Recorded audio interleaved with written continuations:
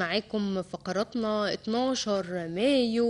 هو يوم بيوافق ميلاد الشيخ عبد الحليم محمود.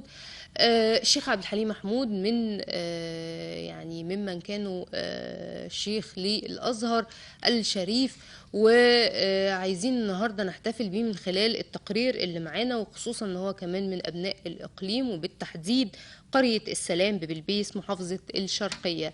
بنشوف معاكم هذا التقرير وبنرجع لكم مرة تانية.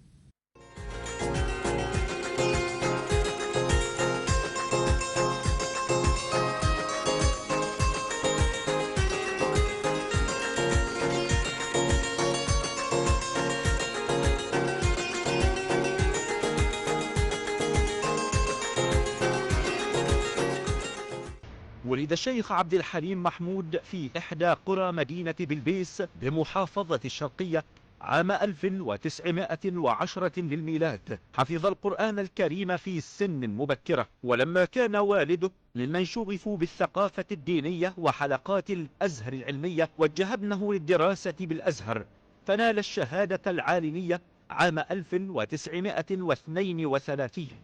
أسعده الحظ في هذا التوقيت أن يتتلمذ ويعاصر عددا من كبار علماء الأزهر، من أمثال الشيخ محمود شلتوت والدكتور محمد عبد الله دراز والشيخ الزنكلوني والشيخ المراغي والشيخ مصطفى عبد الرازق والشيخ محمد الخضر حسين والشيخ محمد فريد وجدي.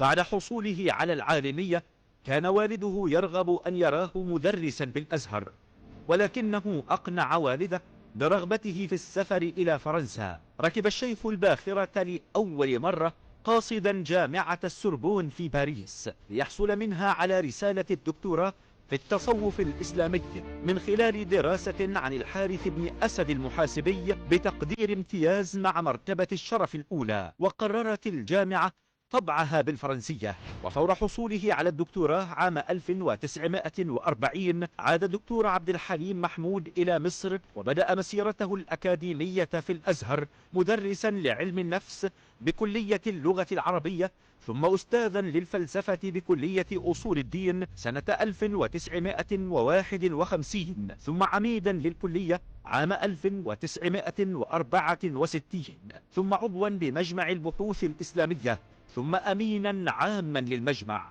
فنهض به وأعاد تنظيمه. وفي عام 1970 صدر قرار جمهوري بتعيينه وكيلا للأزهر ثم وزيرا للأوقاف. وفي مارس عام 1973 للميلاد عين الإمام عبد الحليم محمود شيخا للأزهر، ومن أول يوم أدرك الشيخ خطورة منصبه ومسؤوليته عن القضايا التي تتعلق بالمسلمين، وتحرك الشيخ في كل مكان سعيا لخدمة الإسلام، فكان للأزهر في عهده رأي ومقال في كل قضية تتعلق بأمر المسلمين. عمل الإمام عبد الحليم محمود على التوسعة في إنشاء المعاهد الأزهرية على نحو غير مسبوق، وفتح باب الأزهر على مصراعيه للوافدين من طلاب العلم والعمل على تطوير الأزهر والنهوض به، سالكا كل طريق يرى فيه صلاح الأزهر ورفعة مكانته.